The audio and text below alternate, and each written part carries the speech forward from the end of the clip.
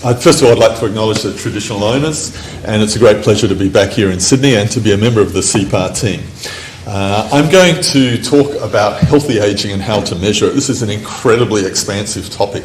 And I know a lot of you may be new to the subject, so I'm going to start at a very high level and talk in a very broad way. And then I hope as we have some questions we'll be able to go down in some depth on those specific issues which arise. I'm going to talk first about WHO's healthy ageing concept in general. I'm then going to look at some of the ways which we might measure it, specifically looking at the social role of older people, looking at the physical and cognitive changes that occur with age, and also a little bit at the end talk about some of the economic analysis that's done in this field and the many flaws that are inherent in it. Now, most meetings you go to which talk about ageing start with a whole lot of demographic descriptions. I'm not going to give you any demographic numbers except for one, which I think really brings it home to me. What's happening globally. In Japan, after the Second World War, they did a survey and there were 98 centenarians in the whole of Japan. Today, there are over 60,000. I mean, just imagine the impact that has on a society, because everybody would aspire to being a centenarian and look at the people younger ages and the demographic bulge. So this is something that's going to impact on every aspect of society, and we need to be thinking about it in a radically new way. This demographic transition was the reason that WHO decided in 2015 to release the World Report on Ageing and Health. And what I'm going to talk about is largely covered in the World Report. I'll give you the link at the end. It's available, it's free online, it's been downloaded almost 500,000 times, so it's been quite influential. What we decided when we drafted the World Report was to take WHO's constitution as the starting point. And many of you will know that WHO sees health as more than the absence of disease. And yet when we talk about healthy ageing, that's the way we've often framed it in the past, that healthy ageing is the absence of disease. What we tried to do was to frame it from the perspective of functioning. And so that we said healthy ageing was the building and the maintaining of the functional ability that enables well-being. And it does that through enabling people to be and to do the things that they value. And so this is a very non-disease-based model. Now, if you think about the things that determine what you can be and do, what you value, there are two core components. One is the I, the individual, and the other is the environment that they live in. So, for example, if I want to read this here, part of that is due to my vision, but these days I need glasses. If I want to sit down, I need a chair. And so this functional ability is determined by the individual, their environment, and the interaction between the individual and their environment. So what are the things that older people may want to be and to do? The first one is just as every member of the community, we need our basic needs met. We need somewhere to live. We need access to healthy food. We need to be safe. So having basic needs met is like the roots of functional ability. But after that, what's important across the whole of life is the ability to learn, grow, and make decisions. To be able to make decisions where they impact on you and not have other people make them for you. To be able to continue to learn across life. So, John, we were talking this morning about the importance of lifelong learning. And how do we enable people to retain the skills and the knowledge which will allow them to be and do things? The next is you need to be mobile. You need to be able to get where you need to go. Again, some of that will be determined by you as an individual, but some of that will be determined around the transport options that are available to you. One of the things that becomes increasingly important as you age is the ability to build and maintain relationships. And that requires a whole lot of skills and a whole lot of opportunities to enable that to be realised. And then finally, older people, just as anybody, want the ability to contribute, to have a meaningful role in society. And that doesn't change as you get older, although sometimes we sort of behave as if it does. And so these are the broad things that people may want to be and to do if they want to experience well-being in older age. And as I said, part of that will be determined by the individual, part of it will be determined by the environment. And if we start thinking about how we want to measure healthy aging, we need to be thinking about how we might measure these things. You may want to measure well-being as the ultimate goal of all of these beings and doings, but you may also want to have ways of measuring each of these aspects of somebody's ability, or you may want to tease it out and look at the individual and measure things within the individual and look at things within the environment which may connect to those individual traits and enable them and measure those. And you may actually also want to measure the interaction between them. And by the interaction, what we were thinking was that the environment you don't relate to the environment in a neutral way. Whether you're a man, a woman, your race, all sorts of aspects, personal characteristics actually influence how the environment treats you. And so we need to be looking at that interaction and seeing how it influences this relationship between the individual and where they live. Now, we will talk about some of these things later, maybe not necessarily framed in the same way. But what I'm going to focus on now is the individual and how you might want to measure those individual attributes.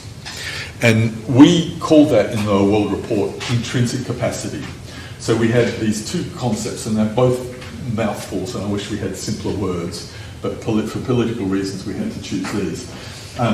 Functional ability, for that broader complex of the individual and their environment, and intrinsic capacity being all the individual level attributes which contribute to someone's functional ability, which allow them to be and do the things they have reason to value. Now, without being too specific to start off with, if you think in a broad sense about intrinsic capacity, what most of us would aspire to is that we retain as high a possible level of those individual characteristics across our life. And this schematic is meant to be the second half of life. And if we do have to lose them, that's right till the end of life. And that will enable us, as much as possible at the individual level to retain health. Unfortunately, that's not the way many people experience aging. For many people, there's actually a more inexorable decline, and it occurs earlier. And of course, for any individual, these changes are not a smooth line. We have all sorts of setbacks, recoveries, and so we tend to go up and down. But if you look at any population in the second half of life, what you will see is that there's people in all of those, in that full range. Now, this schematic is actually based on hard data, and one of the other things that you will see that's really important is that the range of intrinsic capacity actually increases with increasing age. And this is a critical point.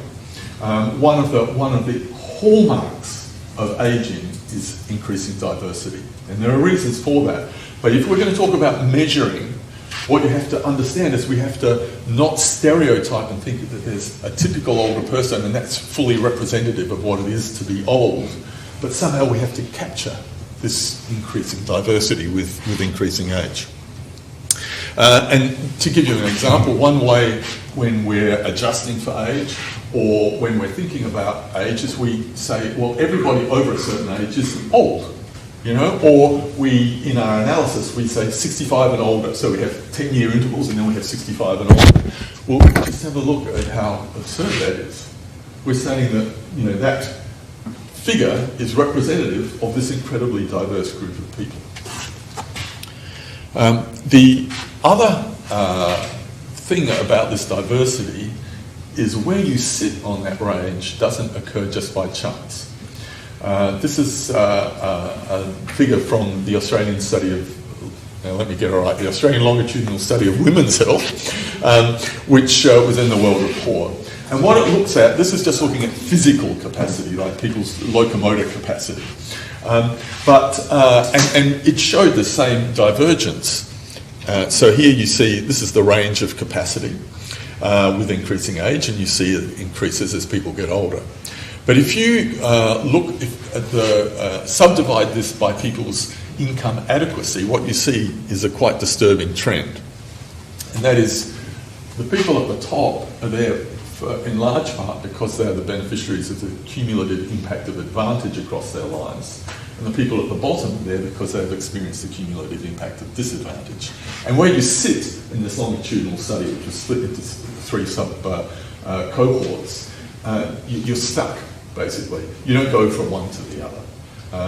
Although you can very rapidly go from a high quintile by experiencing a health event, it's a massive drain on resources, you have less income adequacy, and you can go down. But in essence, you stay there. So where you are on that range is very much determined by where you started, or where your parents started, because of this impact of social status. When we drafted the World Report on Ageing and Health, we also looked at this figure as a way of trying to think about, well, what's the social interventions we should be putting in place? What are the policy interventions we should be thinking about? And instead of saying, okay, we have a policy intervention that's for everybody 65 and above, we actually tried to reframe it and not think about chronological age as how you would define somebody's needs, but look at their capacity as the starting point. And if you look at this figure, you can, with the eye of faith, perhaps believe with me that if you look at 3 different subgroups, you capture almost the whole of the population, and yet those subgroups have quite different needs. So you have people who have high and stable capacity, you have people whose capacity is starting to decline, and you have people who have had significant losses of capacity. And the needs of each of those groups is very, very different. And the interventions which we might be thinking about are also very, very different. So, for example, the high and stable capacity, this is where we really need to be thinking about how we can ensure people maintain healthy behaviours, how we can detect disease and treat it early, so we can help them maintain that level. It's also a period where people, regardless of their chronological age, may actually encounter barriers within their context which prevents them doing the things that they value. And mandatory retirement age, of which I'm a victim, is a classic example of institutionalised forms of ageism, which, despite somebody's physical capacity, and yes, come skiing with me and you'll see that I have retained a relatively robust health, I was denied the opportunity to work at WHO because I hit this mandatory chronological age. And so we need to break down those sorts of barriers. In the middle group, we still need to focus on prevention, but here it's not so much the prevention of disease, it's prevention of these declines, of physical and cognitive declines. And that's quite different. So, for example, for high and stable capacity, we want people to be doing aerobic exercise. But to slow declines, we want people to be doing physical activity, but it's much more about resistance training and balance and things like that, which can help them losing the locomotor function, which enables them to still get where they need to go. It's also where the role of the environment is quite different, because we can change the environment that enables people to still do the things they want to do despite significant losses of capacity. So for this group, if people are experiencing some limitations in locomotor function, like a bad hip or something like that, disabled access public transport might be a really meaningful thing which we can put in place to enable them still to do the things that are important. And then the group at the bottom, the people who have already experienced very significant losses of capacity, this is where long-term care becomes absolutely critical. And we need to be designing long-term care systems, not from a system perspective, but from the perspective of, if people have lost this capacity, how can we still enable them to be and do what they want? How can we enable them to have a life of meaning and dignity despite those significant losses? And so this framework is actually, after we sort of came up with it, we realised just how transformative it was in the way that people think. After developing the World Report, we then got the 194 member states of WHO, including Australia, to sign on to the Global Strategy and Action Plan, which looks at what we can put in place that might actually help us deliver on those things. And these are the 5 core components of the strategy. A commitment to healthy ageing and helping people rethink what ageing is and what it is to be an older person, to break down ageism and those sorts of things. Creating age-friendly environments, redesigning health systems so they're aligned to the needs of older people, not the traditional acute care, which is where they have their core. Developing systems of long-term care, even in the poorest parts of the world. And developing better ways of measuring, monitoring, and so on. Now, so what does all that mean for measurement? Well, as I said at the beginning, heterogeneity it means that aggregating people as older and trying to think we can come up with solutions for that stereotype is really problematic.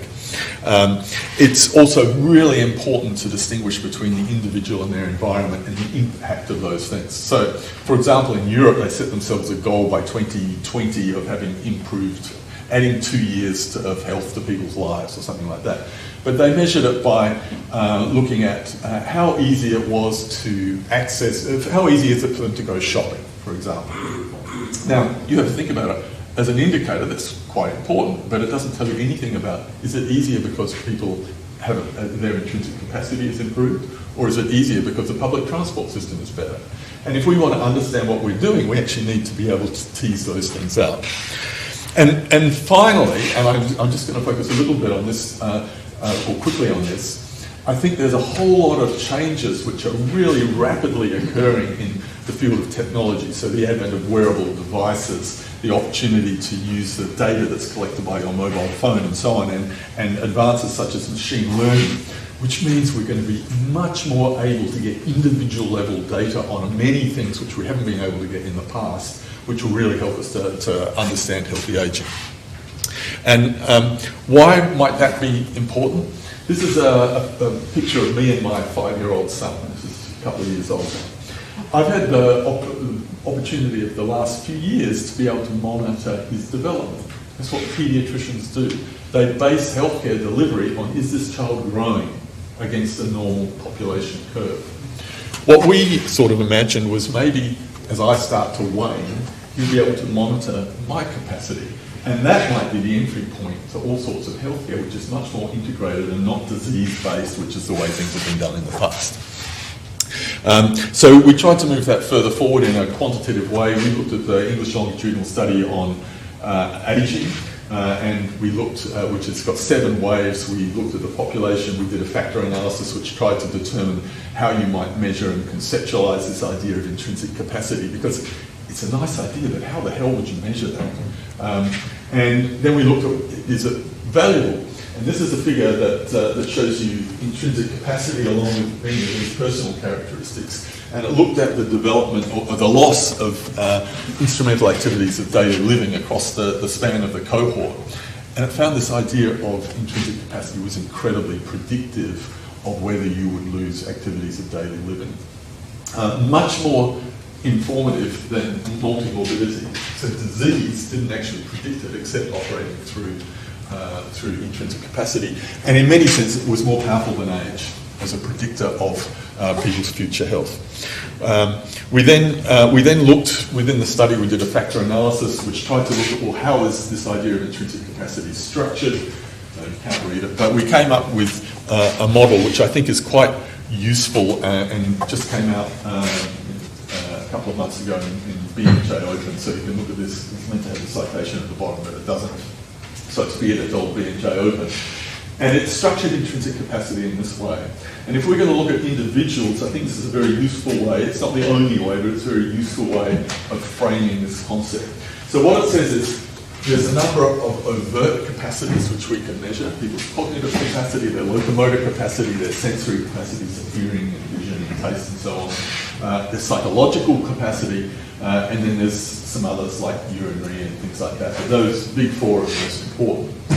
And then underlying all of those, there's a thing which we call vitality, which some people call resilience or reserves, that try to take account of the very complex, changing physiologic dynamics that are occurring in the individual as they age. And there are supposedly 9, or depending on which school you believe, hallmarks of aging, and they range from DNA integrity to proteostasis to mitochondrial function and things like that. If you think of those as this underlying hidden sort of changes that are occurring with age, they need to be within this intrinsic capacity concept as well. And so you can, and this is when we did that analysis, I just showed you this was the basis of how it was structured, and it actually works. And this is a field that is incredibly exciting. I was at Davos last week, the World Economic Forum annual meeting, And we had a side event which was oversubscribed, and it wasn't oversubscribed with well-meaning social workers. It was oversubscribed by venture capitalists and high net worth individuals who are looking at this space thinking, where's the opportunity? And there are many. And this is a field that's really changing rapidly. And it's also important to think about it because as IT is changing, a lot of those things on the previous slide, there are ways which we can measure them.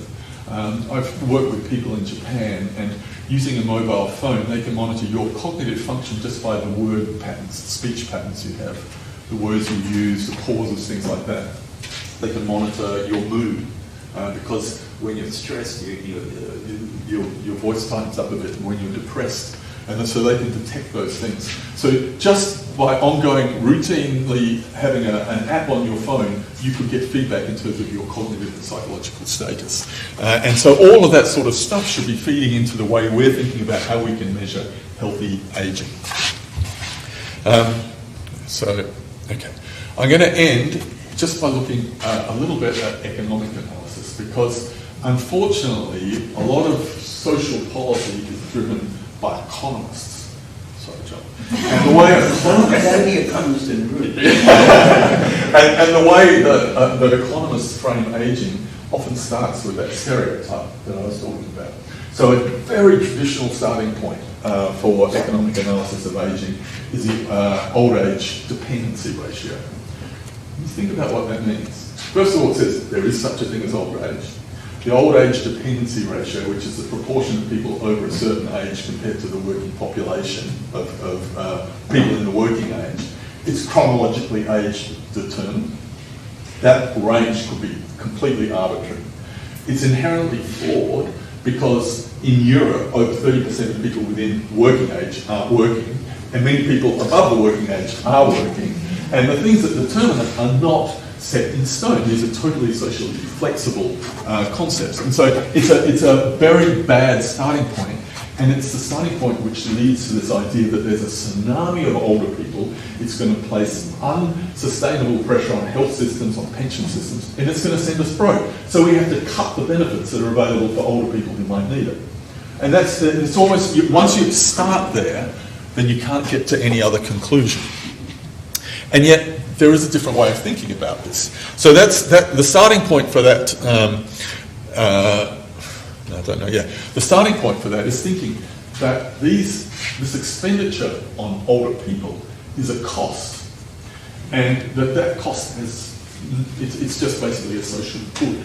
In fact, another way of thinking about that expenditure is to think of it as an investment. And so the money we spend on health systems, on long-term care, on education, this is an investment in those older people. It's an investment in enabling them to maintain the abilities that enables them to continue to participate in society, to contribute, and to experience well-being.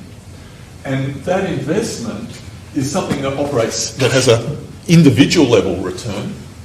And so for an individual, you would hope if you invested in health systems, you'd get health. And that's another debate, but you would hope that would be the return. But it's also an investment that has an incredible return to society. And so you get this individual well-being, but you enable people to remain productive in the workforce. Older people continue to consume. Older people continue to be entrepreneurs. And in fact, did you know that the most successful entrepreneurs in the United States are people aged over 50? Not young people. You get a few stars that truly stand out, but the most successful entrepreneurs are actually older people. Older people continue to be innovative, older people pay taxes, older people make all sorts of contributions. And if you make this investment, and this I hear when I go to China a lot, is the return they're looking for, is you also get social cohesion. Because as you age, you have this sense of security that I'm not going to become irrelevant and meaningful and meaningless, but I can continue to be part of society. The other thing that people talk about is that we're going to have unsustainable pressures on health systems because as you get older, you use health services more. Now that is true, but the slope is only gentle until you get to the last 18 months of life. And it's the last 18 months of life where you actually start using intensive care and things that are really expensive. And that 18 months is more expensive the younger you are. So people who get through to 90, the last 18 months aren't that expensive. If you start getting seriously sick and you're 40, it costs the government a lot of money.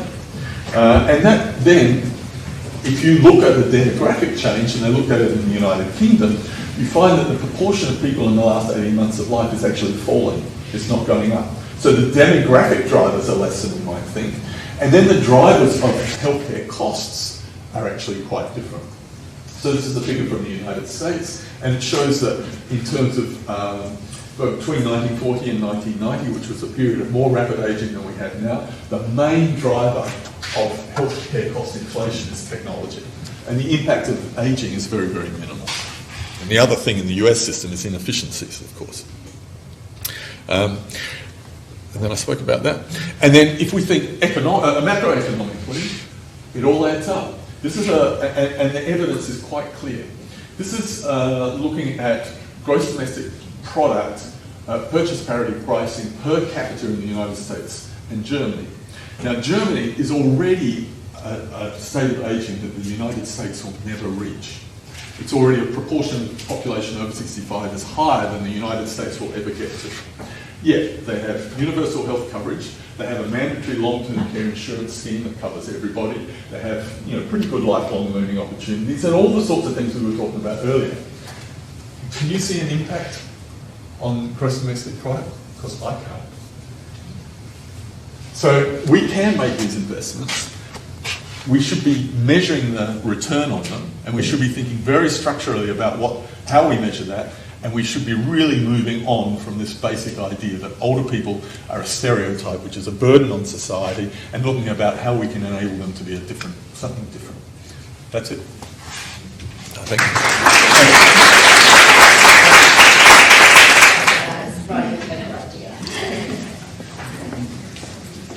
I think it's going to resonate really well with what John's saying, except we've sort of attempted to measure some of these things as best we can within the context of large-scale epidemiological studies.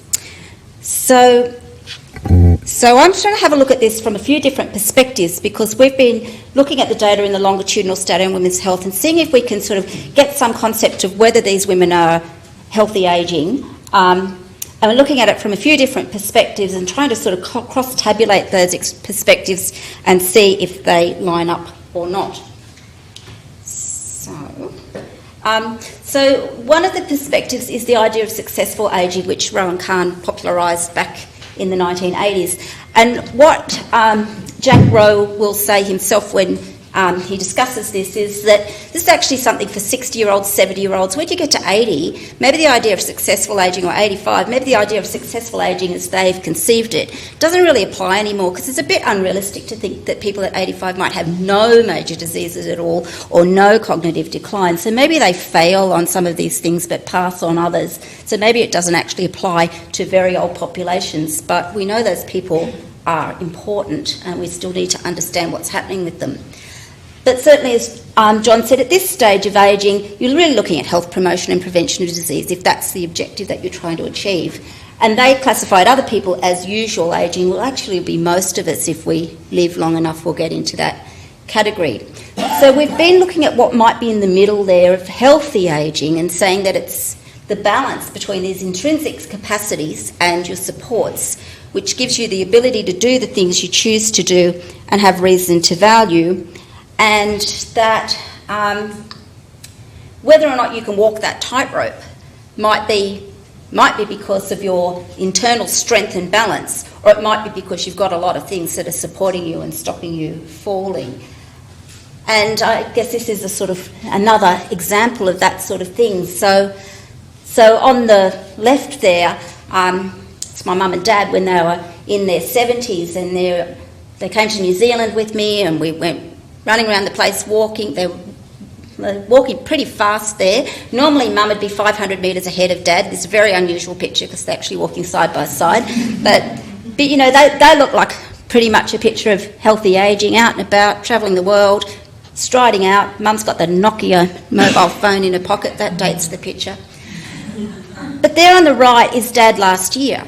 Now, you might look at that and, well, geez, that's not a picture of healthy ageing. He's on a walker. or it could be a picture of healthy ageing. Now, on a good day, and I will qualify this because there's good days and bad days, but on a good day, Dad's now 87, and on a good day he will say, I'll say, Dad, do you like your walker? He says, it's not a walker, it's well-being. So I think, right, you've got it. I won't tell you about the bad days. But that can still be a picture of healthy ageing because he's out and about, he's smiling, he's getting around, and he loves that walker. He thinks it's the best thing. It's designed in Denmark. He thinks it's fantastic. So if you look at the Australian Longitudinal Study on Women's Health, we've got a cohort of women who were born in 1921 to 26, and they're getting up there now, and I keep saying to people I'm not going to retire until these women turn 100, so 2021, so they'll be, the first ones will turn 100, so they're getting seriously old now. We recruited these women into the study in 1996. We'd been surveying them every 3 years to 2011, and then we decided that wasn't often enough because we were missing all the action. So we now do 6 monthly surveys with the women who have survived and remained in the study. And there's also linkage to Medicare, PBS for medications, hospital aged care, and the National Death Index. So even if a woman doesn't return a survey, we can still actually know quite a lot about what's happening to them through this cold follow-up. But for the purposes of this presentation today, and this is funded by a grant funded by the ARC, a lot of this work, what are the trajectories of successful ageing in this cohort of women? What are the trajectories of healthy ageing? Should we be able to operationalise that and measure it to some degree? And how do these fit with the women's own perceptions of their ageing? So this is, I call this a progression chart, and it just shows you what's happened to the women at each of the survey points from 1996 to 2016. We've just given you 1 point for each year, even though the women are returning 2 surveys a year, but for simplicity.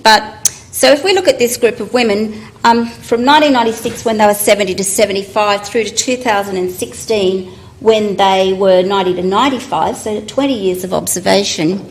Of course, some of the women have died, so by the time we get to 2016, 65% of the cohort have died. That's okay, you're allowed to do that, and you can see them there in the dark blue bars.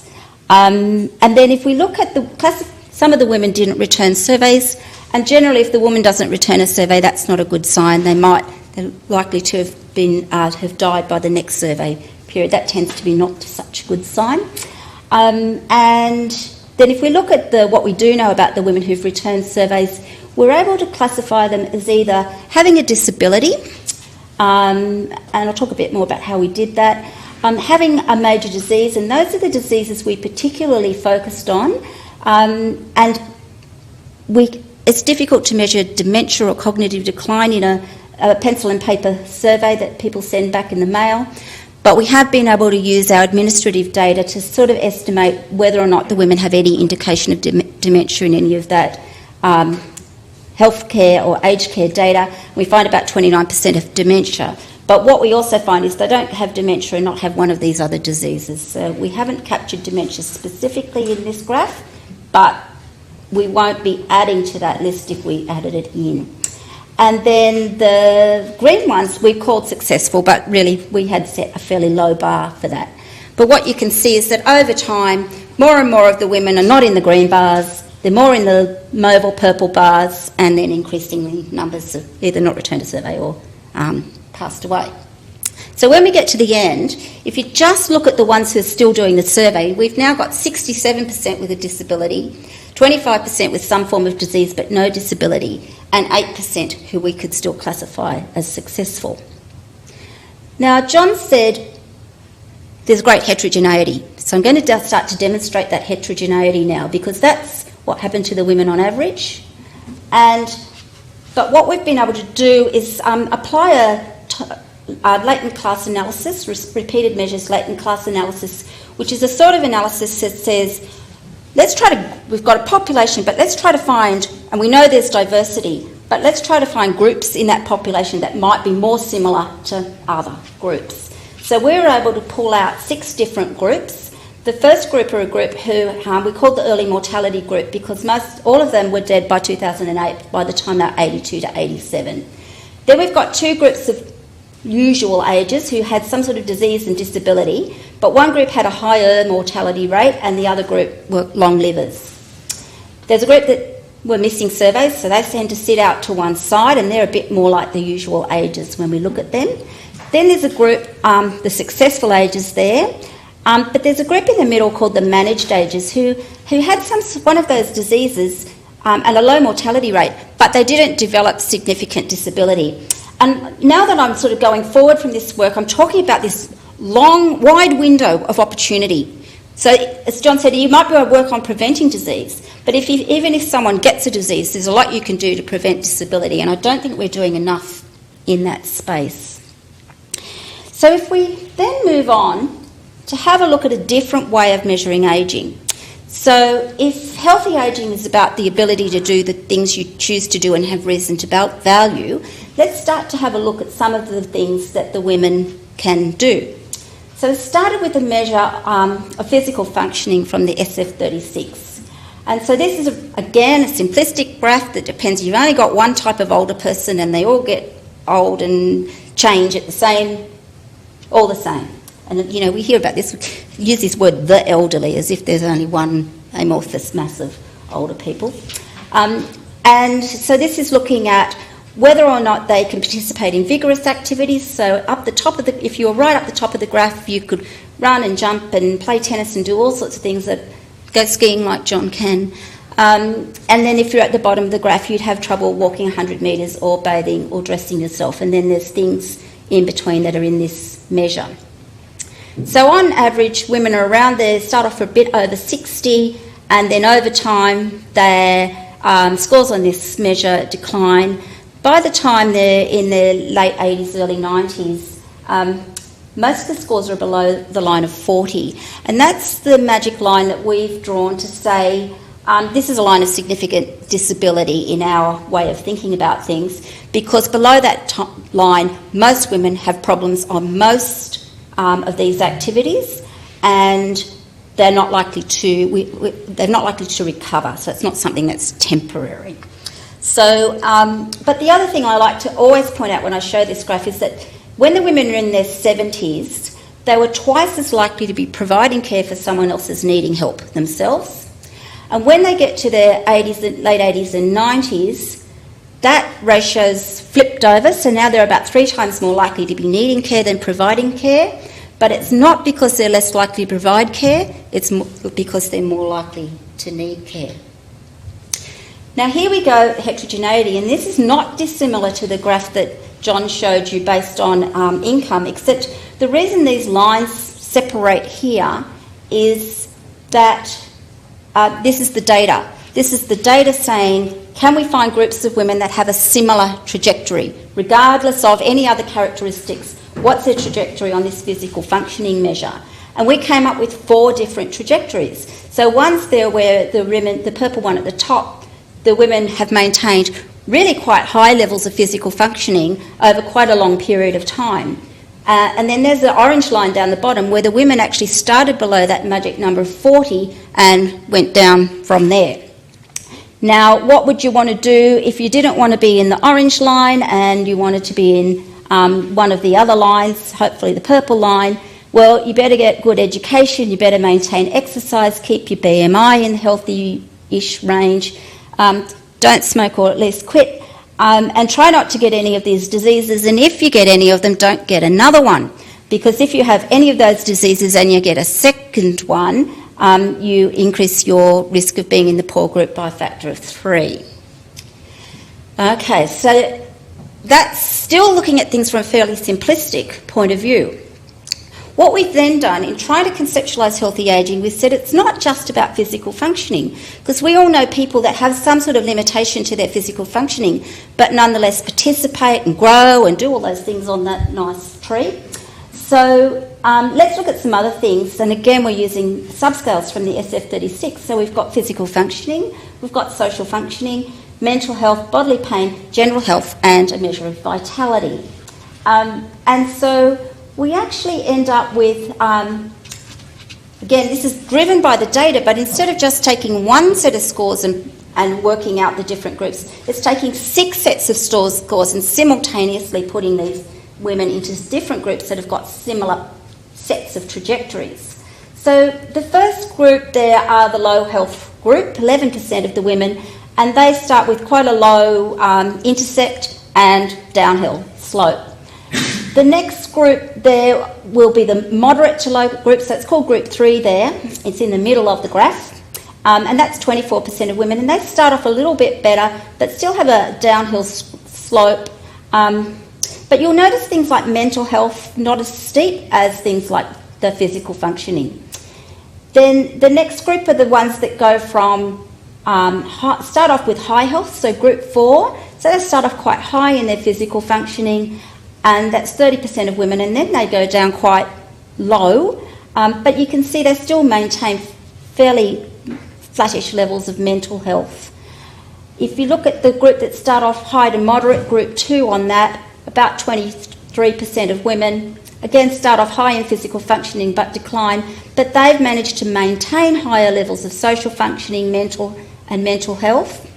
And then the 5th group are right over on the right-hand side there, 11% who've maintained fairly high levels of health over a long period of time, but also high levels of social functioning, high levels of mental health, that's not high bodily pain, that's high quality of life in that dimension, so little bodily pain, good general health and good vitality. So, if we have a look at this group who's in high health, which we might all aspire to be in, and then we say, well, how do they contrast if we classify the same women but using the successful ageing criteria, our successful ageing criteria? So they're mostly the successful ages or the managed ages. And some of them are usual ages and some of them are in that didn't return all the surveys group. So what we've done then is had a look at what the women have written on the back of their surveys for 25 years. Every time we've asked them, they write things on the back of their surveys. So let's look at what the women in that group have to say. So the ones who are successful ages or managed ages, they included some exemplars of healthy ageing. And I was going to read some of their stories out, but I think I won't in the interest of time. But we have these really nice stories about people doing all sorts of things. If I have time, I might read them at the end. But also these women are not without minor complaints. So they'll talk about urine and bladder problems, corns, aches and pains. They've got a lot of visual problems, but who doesn't?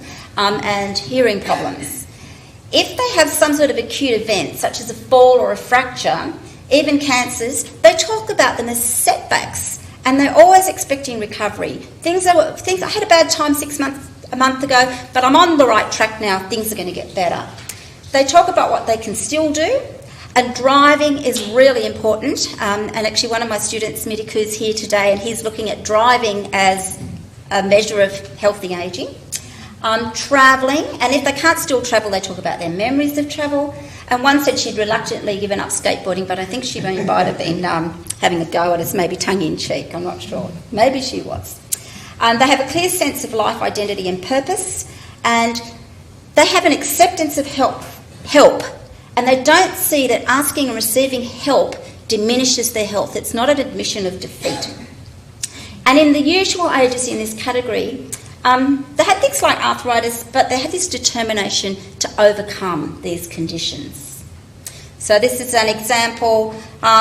This woman, she is a real exemplar. She says, this may seem too good to be true, but it is. I'm very healthy. I hold a paid job, and she's a sub-editor for a paper. And so you can see the education coming in here. Then when she was 88 to 93, she says she's completely recovered from breast cancer. It was an inconvenience, not a disease. I'm conscious that I'm gradually deteriorating. I'm very healthy and the envy of contemporaries. Keep doing what you do, and I do my work as a sub-editor. And then in 89 to 94 years, around that bracket, she says, naturally I can feel that I'm ageing. I've just acquired a walking stick for use on unfamiliar ground, and I'm just about to go with my daughter and son-in-law on a field naturalist weekend. That is a life's interest. I am still working. So if we look at this next group, which are the ones that started off high and then declined a bit, so the high levels to moderate levels of functioning. And they tend to be more the managed ages and the usual ages. So what do they have to say? So the ones who were the successful ages or the managed ages, they said even though their scores had deteriorated, they still exhibited very can-do attitudes. They talked about what they could do and how they were overcoming issues that might affect them ageing well. They talked about significant events that had affected their capacity and age was slowing them down. The ones that were in the usual ages category started out quite well, but then they developed multiple problems and dependency, but they still described themselves as happy and lucky. So this one, last year my walking ability has declined. I take a walking stick, but I have a healthy lifestyle. Then she says, I'm turning 90 and it's slowed me down, but she's cooking, washing, she's doing cleaning with a little outside help, and good neighbours are an asset.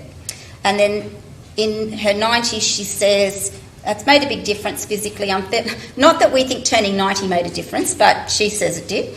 I'm fairly stooped and I don't walk far, but she's still in a progress group. She plays cards, she does morning tea, she does lunches and music groups. She cares for her husband, mainly cooking and washing his clothes. Then we get to this low group. So they were low on our healthy ageing measures, and they tend to be the usual ages, whether they're long-lived or short-lived. And with those ones, they describe many illnesses, they talk about deterioration and failing. So you don't see these words failing so much in the other groups. They focus on what they can't do or what others won't let them do. So they often have a very external locus of control. Sometimes they talk about unsupportive families and how these can create stress for them. And they'll say things like, I'm 90 years old and not much good, or it's all downhill, or they may still say they're lucky, but it doesn't appear as much as in the other categories. And they talk about being a nuisance, they talk about being a bother, and this one says, I'm getting more and more useless. So it's a very different story.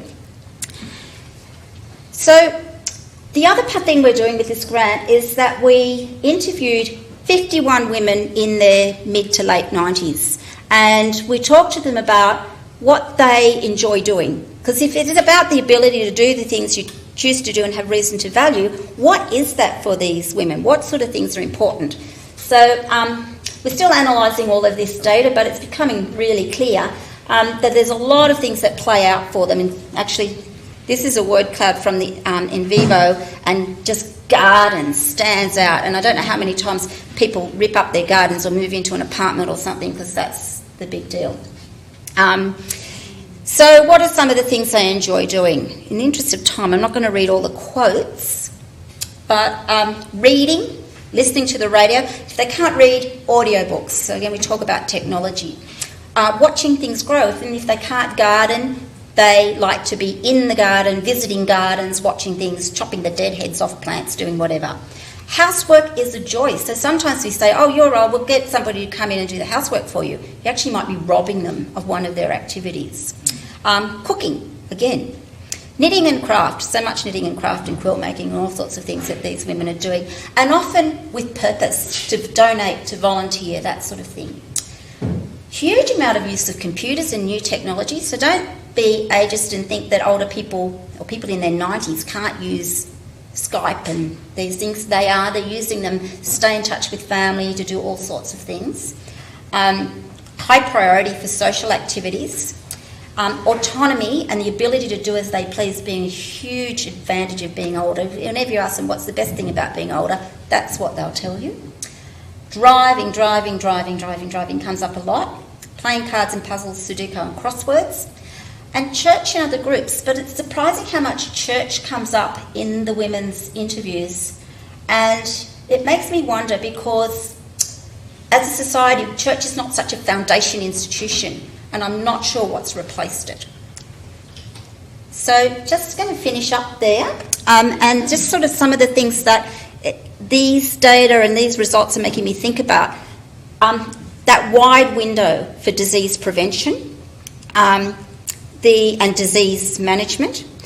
The importance of maintenance of the abilities and not focusing on what people can't do, but focusing on what they can do. And I'm calling that the long tail of prevention. That helps, and the importance of family and connection, the importance of structures like church, and the importance of the women's optimism the coherence, the ability to make sense of what's happening to them, and seeing ageing as part of their life story and fitting in with this maintenance of purpose and value well into later life. So that's it. Thank you.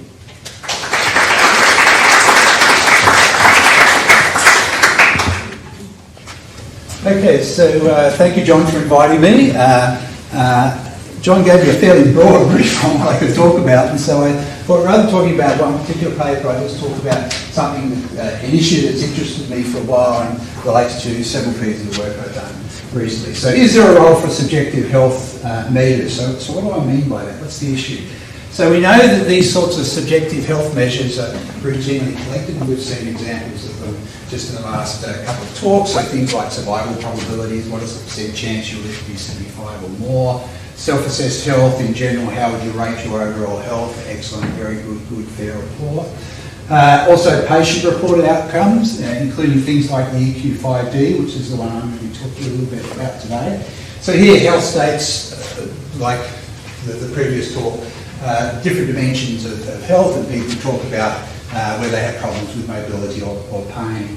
Interestingly here, and this is what is going to be an emphasis, is the once that you get those health dimensions and say you want to determine a quality, you need a value set that corresponds to, that provides a weight for all these different health states, so you can value quantity and quality of life. Okay, so when we talk about subjective measures, we mean something they say. Yeah, so these are examples, right? So what's a they report? Yeah. What do you think your self-assessed health is today? Yeah, okay. What disease do you have? Whatever. No. This is the general question. The question is simply how would you rate your overall health? That's it's a generic question that's often answered, or is typically included in general purpose surveys. So these patient-reported outcomes, they ask you about things like your ability. Do you have any problems with mobility? Some, right, little. And that's part of subjective measure. Yeah, all of those are subjective measures. So they're self-reported. Self-reported. Okay, so as distinct from a doctor takes your blood pressure, or you have someone walking across the room. Well, as economists, we're naturally very suspicious of these measures, and so there's a whole range of concerns that have been reported. And using the authority of one of the speakers today, a quote from one of her pieces of work, the fact that some individuals may be prone to misreporting their disability or health status is well documented. I don't think that's under dispute. So, again, what's the issue? Well, if you've got objective measures of health, what's the role of subjective measures? Now, it seems such a long time ago. 2008, we had the 2020 summit, and at the time, the New South Wales Premier Morris Yama said that the health system collects so much data we all get dizzy. So the idea is we're in this big data world, we have so much information. John also talked about different ways to collect even more information. So is there a role for these subjective health measures? Well, as I've argued elsewhere, it's not just the amount of data we have, it's data from different sources. So I think the interesting and challenge of big data is how we combine data from different sources. And we've already had an example from Julie's talk with the women's longitudinal health study. They have those survey information that she's talked about so much linked with objective health data. And in fact, that's going to be an example I'm going to use as well. So, that's going to be my general point, that yes, there is a role for these subjective measures, especially even in this big data